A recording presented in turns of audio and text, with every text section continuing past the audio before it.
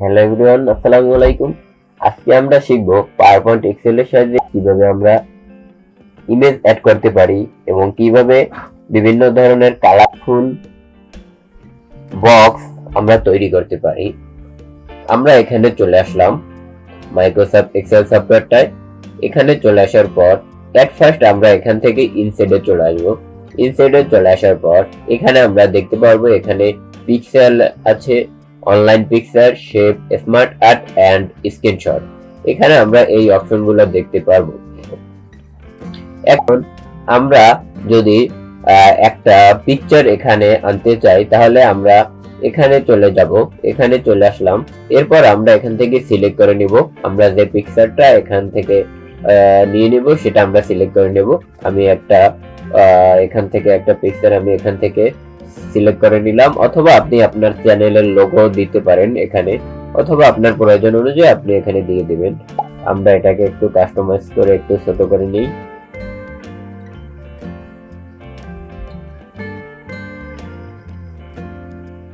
আমরা এটাকে কাস্টমাইজ করে একটু ছোট করে নিলাম।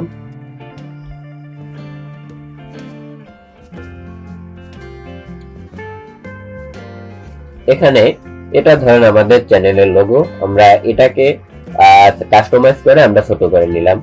এখন আমাদের এখানে বিভিন্ন ধরনের অপশন এখানে রয়েছে, এটাকে আমরা নিলাম। এখন আমরা যদি এটাকে যে কোনো ধরনের ডিজাইন করতে চাই তাহলে আমরা এখান থেকে করতে পারবো। আমি এক একটা করে আপনাদের একটু দেখাচ্ছি। এটা দেখুন, আপনাদের এখান থেকে আমরা বিভিন্ন ধরনের শ্যাডো দিতে পারবো, বিভিন্ন ধরনের রিফ্লেকশন আছে, সেগুলোও এখান থেকে আমরা বিভিন্ন ধরনের ডিজাইন এখান থেকে আমরা করে নিতে পারবো। এরপর এখানে গেলে আপনি অনেকগুলো অপশন দেখতে পারবেন। সেই অপশনগুলো যদি আপনি এক একটা করে এখান থেকে দেখে নেন তাহলে আপনি এটাকে ভালো মতো দেখে নিলে আপনার সুবিধা হবে। আপনি তাই আপনার প্রয়োজন অনুযায়ী এখান থেকে এক একটা করে আপনি দেখে নেবেন। আমি মোটামুটি এটাকে রেখে দিলাম না, আমি মোটামুটি যেরকম আগে ছিল এটাকে আমি রেখে দিলাম। এরপর এখান থেকে আমি যদি এটাকে আবার যদি আমি অন্য পিকচার বর্ডার করতে চাই তাহলে এখান থেকে অটোমেটিক কালার রয়েছে। আপনি এখান থেকে যে কোনো ধরনের কালারের আপনি পিকচার বর্ডার এখান থেকে দিয়ে দিতে পারবেন।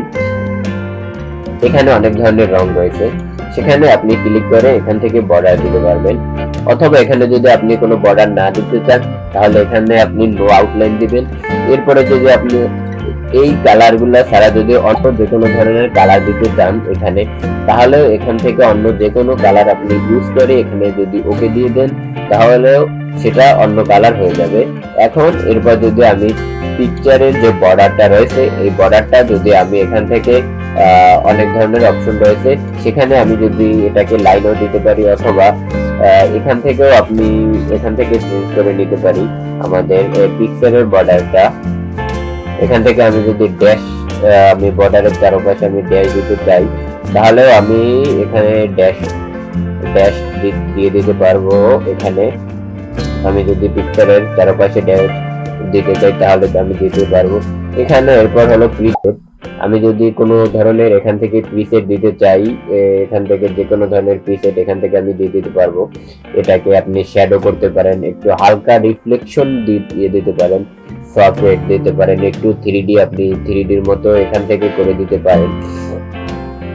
আপনি 3Dর মতো এখান থেকে করে নিতে পারেন। এরপর এখান থেকে আপনি রিফ্লেকশন দিতে পারেন, থেকে শ্যাডো দিয়ে দিতে পারেন। আপনার সুবিধা মতো আপনি এখানে এক একটা করে দেখে নেবেন। এরপর এখানে হলো রয়েছে কারেকশন। আপনি যদি এটাকে আরো কারেকশন করতে চান তাহলে এখানে দেখুন বিভিন্ন ধরনের রং রয়েছে, আপনার পছন্দ অনুযায়ী এখান থেকে আপনি সেটা এখান থেকে সিলেক্ট করে নেবেন। এরপরে আমি চলে আসি কালারে চলে আসার পরে এখানে বিভিন্ন ধরনের কালার রয়েছে, সেটা আপনি এক একটা করে যদি দেখে নেন আপনার সুবিধা অনুযায়ী আপনি সেই কালারটা সিলেক্ট করে নেবেন।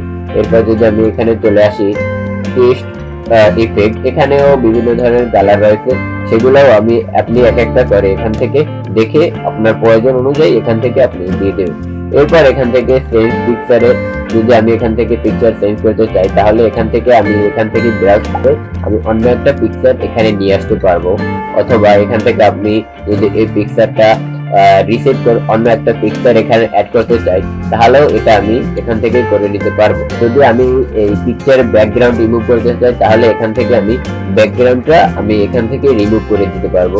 এরপর আমি এখানে চলে আসি পিকচার ইফেক্টে। পিকচার ইফেক্টের মধ্যে দেখা শেষ। এরপর আমি পিকচার লেআউটে যদি চলে আসি, তাহলে আমি এখান থেকে পিকচার লেআউটও করে দিতে পারবো। তাহলে আমাদের অনেক সুবিধা হবে। আমি যদি এখান থেকে বিভিন্ন ধরনের অপশন রয়েছে সেগুলো যদি আমি এক একটা করে দেখি, তাহলেও অনেক সুবিধা হবে। আপনি এক একটা করে এটাকে দেখে নেবেন। এরপর এখান থেকে আপনি পিকচারটাকে রোটেট করতে পারবেন, অ্যালাইন করতে পারবেন। তো আমাদের মোটামুটি এই কাজটা শেষ। এখন আমরা অন্য একটা বক্সে কিভাবে আমরা কালার দেব সেটা আমরা দেখার ট্রাই করব। এরপর আমি এখানে চলে যাই, আমি আবার ইনসেটে চলে আসি। ইনসেটে চলে আসার পর এখান থেকে আমি একটা বক্স নিব। এখান থেকে আমি একটা বক্স নিলাম। বক্স নেওয়ার পর এখানে আমি একটা কালার দিয়ে দিব। আমি যে কোনো ধরনের একটা কালার দিয়ে দিলাম। এখানে আমি এই কালারটা দিয়ে দিলাম। এরপর আমি এখান থেকে নো আউটলাইন দিয়ে দিলাম। আমি দিয়ে দিলাম। এখন আমরা যদি এখানে কিছু আমরা লিখতে চাই, তাহলে আমি এখানে চলে আসবো। এখানে চলে আসার পর এখানে চলে আসবো। এরপর আমি লিখলাম হোম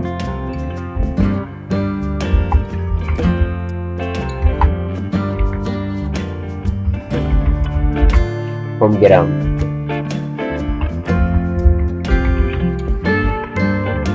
এখানে আমি হোম গ্রাউন্ড লিখে দিলাম। এখন আমি যদি এই কালারটা যে কোনো কালার এখান থেকে পরিবর্তন করতে পারবো। আমি যদি এখানে টেক্সটের কালারটা পরিবর্তন করতে চাই, তাহলে আমি টেক্সটের যদি ফন্টটা আমি পরিবর্তন করতে চাই, তাহলে এখানে ছোট বড় করতে পারবো এবং বিভিন্ন ধরনের আপনার প্রয়োজন অনুযায়ী এখান থেকে সাইজ দিয়ে দেবেন। এরপর যদি আমি এখান থেকে ফন্ট চেঞ্জ করতে চাই, তাহলে এখানে অনেক সুন্দর সুন্দর ধরনের ফন্ট রয়েছে। আপনি এক একটা করে এখান থেকে দেখে নেবেন। আপনার প্রয়োজন অনুযায়ী আপনি এখান থেকে স্টাইলিশ ফন্ট দিতে পারেন। অনেক ধরনের ফন্ট এখানে বিদ্যমান রয়েছে। আপনি সেগুলো এক একটা করে দেখে আপনার পছন্দ অনুযায়ী এখানে আপনার ফন্টটি আপনি এখানে দিয়ে দেবেন। সেটাই দিয়ে দিলাম। এরপরে যদি আপনি এখান থেকে কালার চেঞ্জ করতে চান, তাহলে এখান থেকে কালারটা আপনি চেঞ্জ করতে পারেন। আপনি মোটামুটি রেডটা রেখে দিলাম। এখানে মোটামুটি হয়ে গিয়েছে। এখন আমি যদি আবার এটা আমাদের ব্যাকগ্রাউন্ড কালারটা পরিবর্তন করতে চাই, তাহলে আমি আবার এখানে চলে আসবো। এখানে চলে আসার পর আমি এখানে কি দেখতে পারবো।